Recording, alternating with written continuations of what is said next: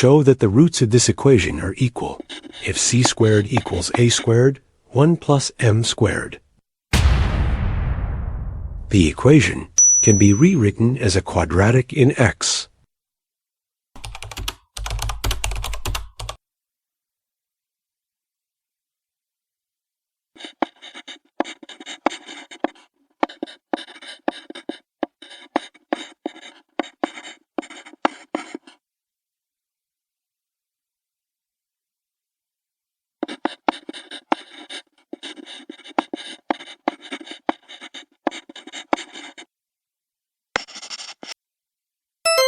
Thus, the quadratic is